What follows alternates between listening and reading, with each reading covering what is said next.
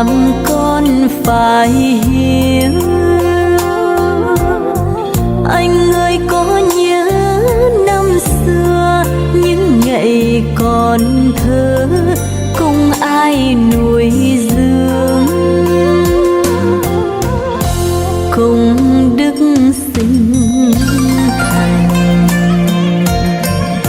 Người hỡi đừng quên, cùng cha như núi Thái Sơn, nghĩa mẹ như nước trong nguồn chảy ra.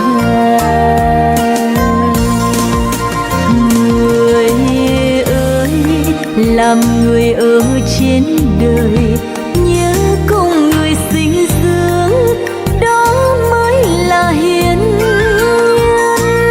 Vì đâu anh đến người tài ba, hãy nhớ cùng sinh thành, nhờ anh mà có ta. Uống nước nhớ nguồn, làm con phải hiểu. Cùng cha như núi Thái Sơn, nghĩa mẹ như nước trong nguồn chảy ra.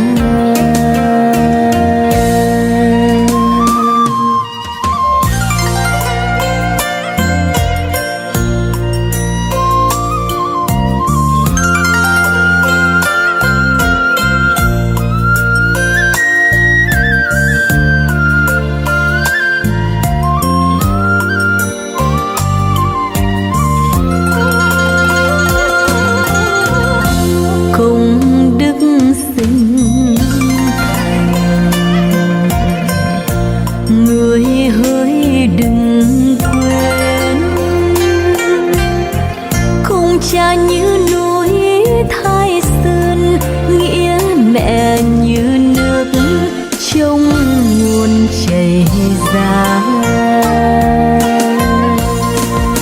Người ơi làm người ở trên đời, nhớ cùng người sinh dưỡng, đó mới là hiền nhân.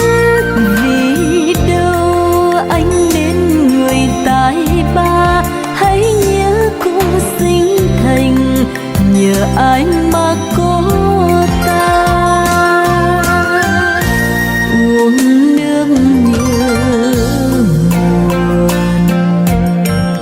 làm con phải hiểu. Cùng cha như núi Thái Sơn, nghĩa mẹ như nước trong nguồn chảy ra. Cùng cha như núi Thái Sơn, nghĩa mẹ như nước trong nguồn chảy